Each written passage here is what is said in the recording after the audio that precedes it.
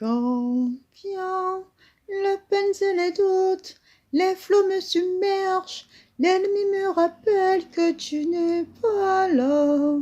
Quand vient la peine et les doutes, les flots me submergent, l'ennemi me rappelle que tu n'es pas là. Mais toi, Jésus-Christ, tu me rends fort et tu me tiens la main. Mais toi, Jésus-Christ, tu es le reflet de tout mon espoir. Quand vient la peine et les doutes, les flots me submergent, l'ennemi me rappelle que tu n'es pas là. Quand vient les peines et les doutes, les flots me submergent, l'ennemi me rappelle que tu n'es pas là. Mais toi, Jésus-Christ, tu me tiens la main et tu me rends fort. Mais toi, Jésus-Christ, tu es le reflet de tout mon espoir. Tu es le reflet de tout mon espoir. Shalom peuple de Dieu, shalom bien-aimés, bienvenue à notre rendez-vous hebdomadaire. Merci pour vos présences, merci pour vos soutiens, merci pour vos commentaires, merci pour vos partages et merci pour vos prières car nous en avons besoin. Le chant que je viens d'interpréter est une chanson de ma propre composition, car le Seigneur nous a donné des talents, nous devons développer ces talents, nous devons les cultiver, nous devons les mettre à l'œuvre pour que ça porte du fruit. Donc n'hésitez pas, si vous avez des talents, n'hésitez pas à les mettre à l'œuvre. Alléluia, à les exploiter surtout. Donc aujourd'hui, nous allons faire une petite parenthèse, un petit break. Nous n'allons pas parler de l'espérance, mais nous allons parler d'un sujet qui me tient à cœur, que l'Esprit Saint m'a mis à cœur de partager avec vous. Donc je m'en excuse d'avance pour ceux qui s'attendent encore à écouter des paroles sur l'espérance. Ce sera pour une prochaine fois. Amen. Donc aujourd'hui, nous allons parler des fruits de la bénédiction, les fruits de la bénédiction. Mais en fait, nous n'allons pas voir les fruits en quelque sorte, mais ce que nous faisons de ces fruits quand Dieu nous bénit par la parole que nous recevons. Qu'est-ce que nous en faisons? Est-ce que nous gardons pour nous? Est-ce que nous partageons? Est-ce que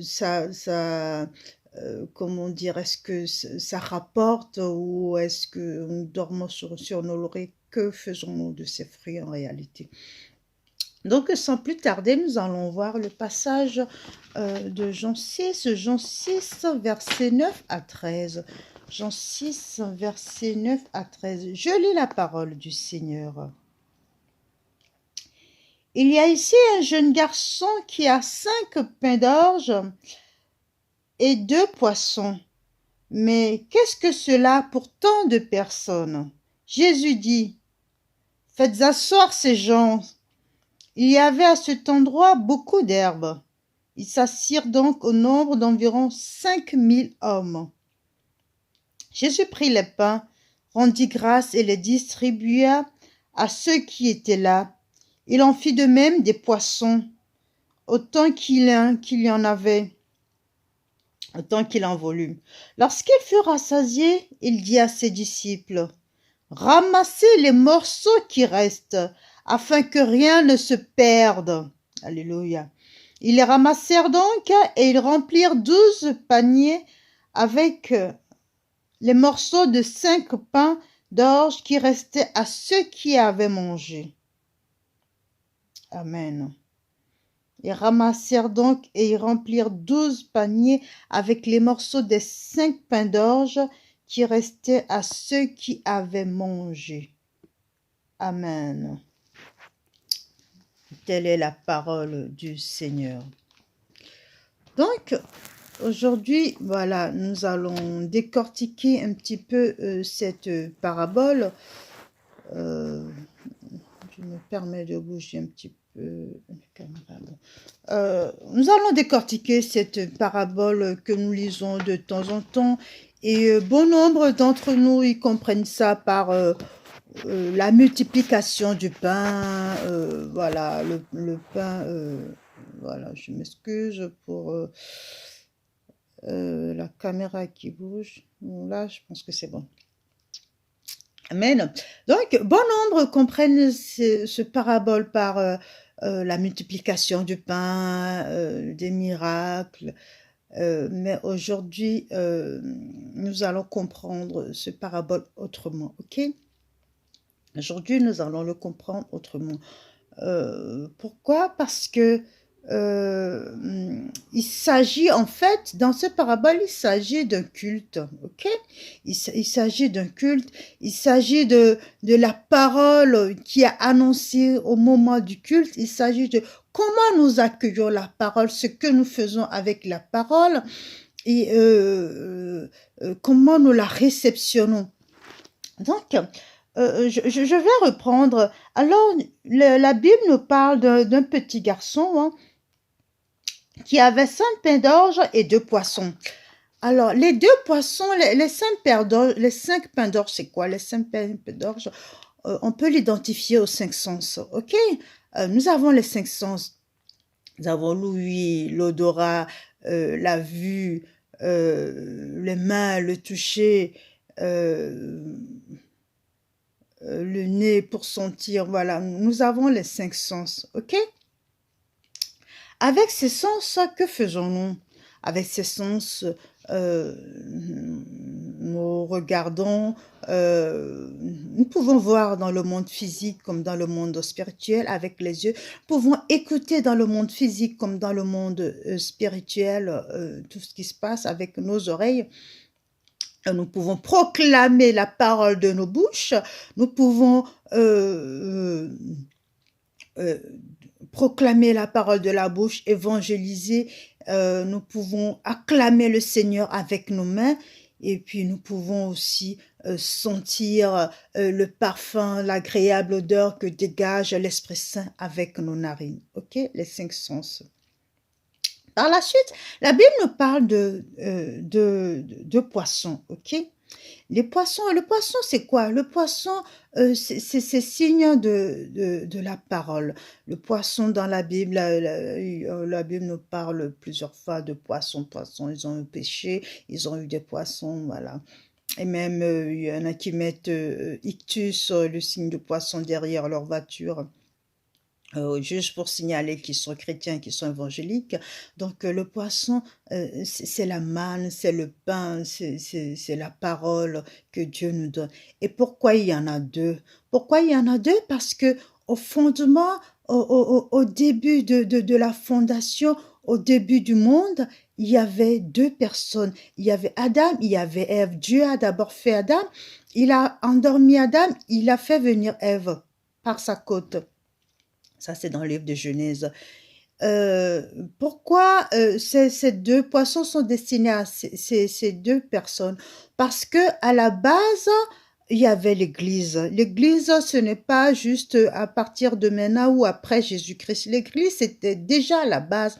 À la base de l'Église, il y avait 2 personnes. Il y avait Adam, il y avait Ève. Donc, Adam et Ève étaient les 2 fondateurs de l'Église à la base. Et eux, ils étaient à la source. Dieu était la source.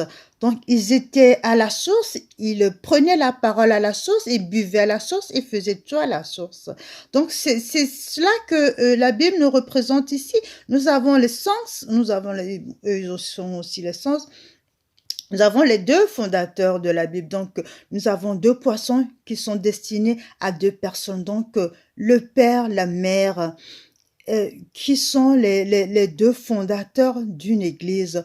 Bien aimé, car quelque part nous avons le Père, la Mère, nous avons les enfants aussi. Quand Dieu a béni Adam et Ève dans le jardin, il leur a dit, soyez féconds, multipliez la terre. Donc, les deux fondateurs de l'Église ont multiplié la terre, ils ont eu des enfants.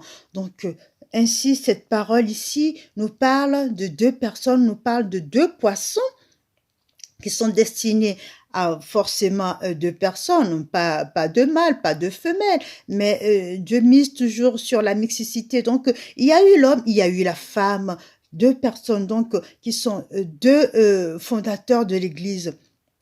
Donc, ces deux poissons, vous en êtes bien conscients, ce n'était pas que à eux, c'est aussi à leurs enfants, c'est aussi à la génération à venir. Parce que Adam et Ève, ils n'en sont pas restés là, ils ont eu les enfants.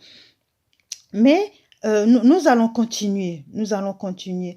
Donc, deux enfants, deux poissons, pardon. Donc, il disait cela pour... alors, non. Faites asseoir ces gens. Il y avait là, cet endroit, beaucoup d'air. Ils s'assirent donc au nombre d'environ 5000 hommes. Donc, Jésus leur dit, faites asseoir ces gens dans l'herbe, bien-aimés, pour accueillir la parole, pour réceptionner la parole, pour être... pour être rempli de la parole, pour que la parole puisse bien te pénétrer, il faut que tu puisses t'asseoir, il faut que tu puisses être confortablement installé quelque part. D'où, quand nous allons dans nos églises, nous avons des bancs pour nous poser. Ce n'est pas pour dormir, ce n'est pas pour faire joli, pour chauffer, mais c'est pour s'asseoir, pour se poser, pour que tout le corps puisse se poser afin de bien réceptionner la parole. Donc, pour bien réceptionner la parole. Ils s'assirent et au nombre d'environ 5000 personnes. Alors, Jésus prit le pain, rendit grâce, le distribua, et il y en avait, il en fit de même pour les poissons, ainsi qu'ils en voulurent. Lorsqu'ils furent rassasiés, il dit à ses disciples, ramassez les morceaux qui restent, afin que rien ne se perde, ok? Ramassez les morceaux qui restent, afin que rien ne se perde. Bien-aimés, quand nous allons à l'église, nous n'allons pas à l'église pour nous, pour nos beaux yeux, pour les beaux yeux du pasteur. Nous allons à l'église pour accueillir la parole, pour réceptionner la parole. Mais bien-aimé, quand tu vas à l'église, quand tu prends la parole, ce n'est pas que pour toi, c'est aussi pour tes enfants, c'est aussi pour la génération à venir. C'est pour ça, quand tu vas à l'église, ne sois pas distrait. Je vais juste continuer tout petit peu, après je reviens. La Bible nous dit, ils les ramassèrent donc et ils remplirent 12 paniers avec les restes, les morceaux. Ils remplirent 12 paniers avec les morceaux de 5 pains d'orge, puis restait à ceux qui restaient à ceux qui avaient mangé. Donc, il en restait, ils en remplirent 12 paniers. Mais avant cela, Jésus-Christ leur a fait une recommandation très importante. Ramassez les morceaux qui restent afin que rien ne se perde. Bien-aimé, quand tu vas à l'église, je t'en supplie, évite d'être distrait. Il y en a qui vont à l'église. La plupart, quand ils vont à l'église, ils sont distraits. Ils regardent l'habit du pasteur. Ouh là là, qu'est-ce qu'il a mis aujourd'hui celui-là? Il est habillé comme un pleuc, ouh là là, mais il a mis toutes les couleurs, mais ça ne va donc pas. Oh yeah, mais c'est pas possible, si Scott. Après, il s'attaque à la femme du pasteur. Oh yeah, mais c'est là aujourd'hui, elle est speed. Oh là là, on dirait qu'elle a pas bien dormi. Mais t'as vu sa coiffure? Oh yeah, mais c'est pas possible. Mais elle aurait bien se coiffer. Et on perd nos bénédictions. On regarde autour de nous. Ah, mais tiens, le voisin, aujourd'hui, il aurait pu changer d'habit. Il met les mêmes habits que d'habitude. Ou alors, ah, ben tiens, celui-là, il est encore en retard, décidément. Nous nous éparpillons, nous nous divaguons, nous perdons nos sens, nous perdons le fil du culte, nous perdons nos bénédictions, nous n'arrivons pas à réceptionner la parole, nous nourrir de la parole. Alors que, bien aimé, pourquoi il en restait 12? Je vais vous dire pourquoi. Parce que ces 12 paniers symbolisent les 12 tribus de Jacob, ok? Les 12 tribus de Jacob. Jacob qui est devenu Israël quand il s'est battu avec l'ange, il est devenu Israël. Donc, ce sont ces enfants, les 12 tribus, ce sont les enfants d'Israël, ce sont ces progénitures. Donc, euh, ici, la Bible veut juste nous dire, quand tu reçois la parole, quand tu reçois le pain, quand tu reçois les poissons qui symbolisent ici la parole, tu dois en mettre de côté pour tes enfants. Ce n'est pas que pour toi cette parole, ce n'est pas que pour te nourrir, mais tu dois aussi, tu as toi en tant que père, en tant que mère, en tant que chef de famille, en tant que membre du culte, en tant que membre fondateur de l'Église, parce que l'Église c'est le père, le mère, les enfants, comme à la base. Donc, tu dois garder cette nourriture pour tes enfants. Ce n'est pas une suggestion, c'est une obligation. Tu es obligé de mettre ce repas de côté pour tes enfants. Mais quand tu viens au culte et que tu es distrait, que tu n'arrives pas à accueillir, à réceptionner la parole, à te nourrir de la parole, qu'en est-il de tes enfants? Qu'est-ce que tu donnes à tes enfants? Quel héritage tu laisses à tes enfants? Tu n'en laisses rien. Ici, la Bible nous dit, Jésus-Christ nous dit, il ne faut rien perdre, il faut tout ramasser, tous les restes. Cela veut dire, bien aimé, quand tu vas dans un culte et que tu es distrait et que la parole est lancée, la parole sort, la parole fait son œuvre, que toi, tu n'arrives pas à réceptionner, à accueillir cette parole, qu'est-ce qui se passe? Dieu, il envoie ses anges qui circulent dans la salle, qui récupère les bénédictions que toi tu as perdues. Il les récupère et il les remonte, ainsi que tes doléances. Il vient récupérer et les bénédictions et les doléances. Mais si toi tu viens, que tu ne laisses que des doléances, que tu ne prends même pas tes bénédictions, tu perds tout. Tu perds tout. Donc, il vient, Dieu, il envoie son ange. Il faudrait, quand vous priez, il faudrait demander que Dieu vous ouvre les yeux spirituels pour que vous puissiez voir ça un beau jour. Il envoie ses anges avec des paniers, des paniers vides pour remplir ces paniers. Il est rempli de bénédictions, de toutes les bénédictions que nous avons perdues pendant le culte, à critiquer, à morfondre, à raconter je ne sais quoi. Ils reprennent toutes ces bénédictions et vos doléances, bien sûr, et ils les remontent.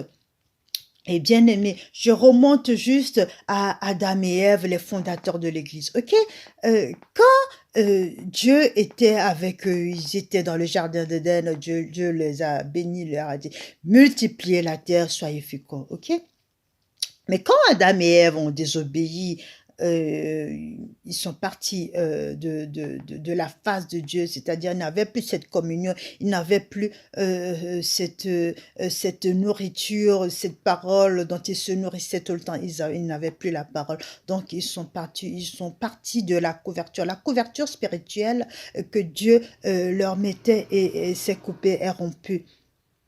Donc, il s'est passé quoi? Il s'est passé que il y a eu la malédiction sur eux.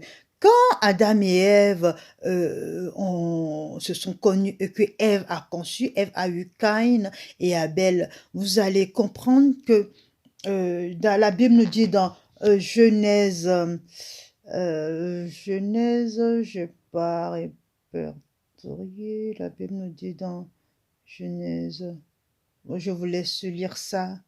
Je vous laisse lire ça chez vous dans le verset de Genèse.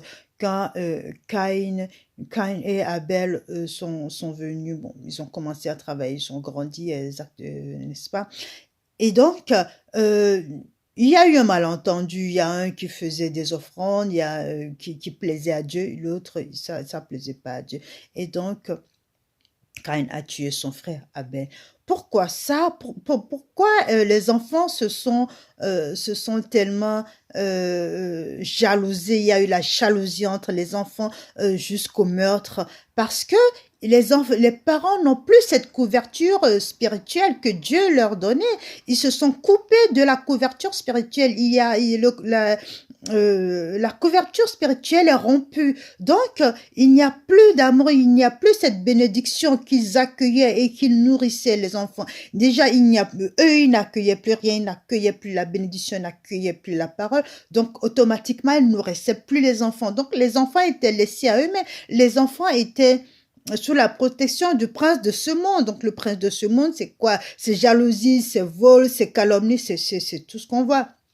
C'est ce qui est arrivé à Caïn et Abel, à Adam et Ève. Donc, bien-aimé, je t'en supplie, quand tu vas au culte, quand tu reçois la parole, garde-en à tes progénitures. Comme là, les 12 paniers sont remplis.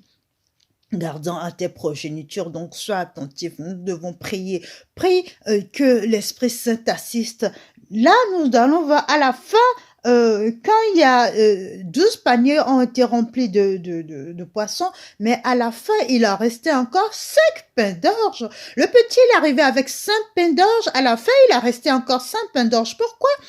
Parce que au début, tu viens avec tes sens, voilà, tes sens physiques, il se passe rien. Mais pendant le culte, quand la parole divine descend, la parole te transforme, la parole transforme tes sens, donc tu repars avec et tes sens bien ouverts, tes yeux spirituels sont ouverts, tes oreilles spirituelles sont ouvertes, ta bouche est ouverte pour proclamer l'évangile. Donc quand tu pars du culte, en fait, tu pars avec le don de proclamer l'évangile, de proclamer pas à n'importe qui, d'abord à tes propres progénitures, à tes propres enfants, et par la suite à toute la famille, à ceux qui sont autour, au reste. C'est pour ça, les 5 pains d'orge, vous allez comprendre qu'ils sont restés intacts. Ils sont restés intacts, oui, mais au niveau spirituel, il y a eu un changement. Parce que quand tu rentres au culte, tu ne repars pas comme tu es venu. Parce que la parole, c'est la vie. La parole, le pain, le poisson, c'est la vie. Donc le pain, cette parole te transforme, cette parole te transfigure comme Jésus-Christ sur la montagne quand il est descendu, te transfigure. Donc tu n'es plus pareil. Donc nous allons voir que ça, c'est les mêmes paroles. Dans Exode 16, verset 21 à 26, nous l'avons vu.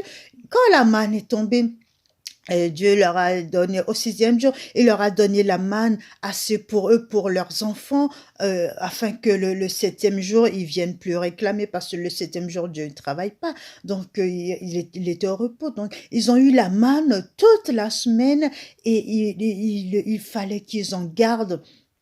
Ils en gardent pour leurs enfants, pour leur progéniture. Il y en avait assez. Donc, voilà. J'avais expliqué en long et en large ces versets du Exode 16 de 21 à 26 dans les autres vidéos. Et là, je reviens, c'est à peu près le même verset que quand Dieu te donne la parole, quand la parole sort, toi tu le reçois, tu l'accueilles, tu t'abreuves, tu te nourris, mais il faut en mettre de côté aussi pour tes enfants. Et c'est le même c'est le même parabole au Matthieu 13, verset 1 à 25. La parabole du semeur, les paroles tombent dans la terre fertile, dans les ronces, dans les pierres bien-aimées. Essaie d'être cette terre fertile. Comme au début du culte, prie au Seigneur, demande au Saint-Esprit de te transformer en terre fertile, afin que quand cette parole vienne, cette parole puisse s'enraciner, afin que tu en mettes de côté pour tes enfants, que tu puisses nourrir tes enfants et que tes sens se transforment, tes sens soient éveillés afin que toi, tu puisses proclamer cette parole. Amen. La Bible, Jésus-Christ nous le redit ici, il ne faut pas faire perdre ces paroles parce que la parole est vie, la parole est vivante. Bien-aimé, quand tu laisses la parole à l'église et que tu parles, c'est une vraie désobéissance. Non seulement tu désobéis, mais toi-même, tu perds tout, tu perds tes sens. Cela veut dire que tu t'es déplacé pour rien. Alors, autant rester chez toi. Autant rester chez toi. Tu n'as pas à venir au culte. Tu n'as pas à venir à l'église, au rassemblement. Et que la parole, tu négliges la parole pour N ou X raison. Autant rester chez toi. Mais quand tu viens pour écouter la parole, nourris-toi de la parole. Imprègne-toi de la parole et dépose-en au cœur de tes enfants. Ça ne peut que leur faire du bien. Ferme les yeux un court instant, nous allons prier.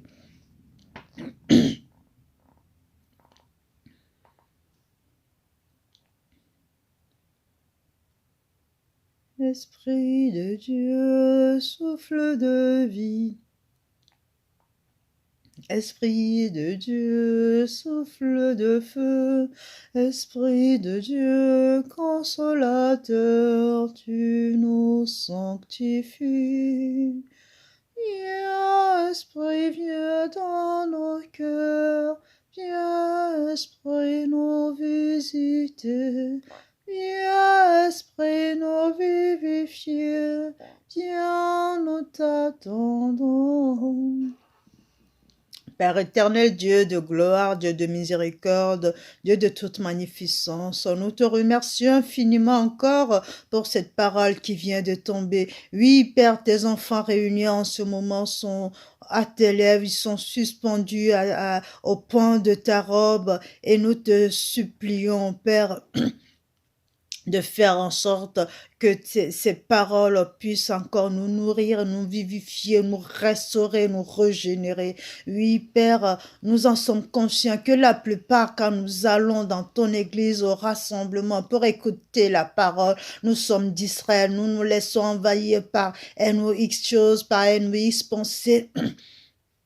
Et nous n'accrochons pas à ta parole, nous ne laissons pas ta parole faire son œuvre en nous. Oui, Père, pour cela, nous te demandons pardon. Nous demandons aussi pardon pour les fois où nous sommes égoïstes, que nous ne voulons pas partager nos paroles avec nos propres enfants, ainsi qu'avec nos familles, avec le reste. Nous te demandons pardon, Père. Aujourd'hui, nous nous repentons, nous revenons à toi, Père, et nous te demandons de nous enseigner comment être à l'écoute de ta parole, comment se nourrir de ta parole, comment être vivifié, comment être restauré, être régénéré par ta parole, comment être une terre fertile, afin que quand ta parole nous rentre en nous, que ta parole puisse faire ton œuvre. Oh oui, Père éternel, aujourd'hui, nous prenons la ferme décision, la ferme résolution d'être cette terre fertile pour pouvoir donner, pour pouvoir mettre des engrais sur ta parole, afin que ta parole puisse s'enraciner en nous, afin que ces racines puissent se propager jusqu'à nos enfants. Oui, Père, nous voulons aussi donner à nos enfants. Donne-nous de pouvoir déborder sur nos enfants. Donne-nous de pouvoir proclamer l'évangile par nos cinq sens, afin que ta bénédiction puisse jaillir sur nous jusqu'à la 4e génération. Oh Yahweh, merci infiniment pour ta parole. Merci pour ce travail que tu es en train de faire dans nos vies. Et merci pour cette grande bénédiction qui vient et qui coule sur nos enfants jusqu'à la 4e génération. Sois loué, sois magnifié, mon Dieu, mon roi. Amen.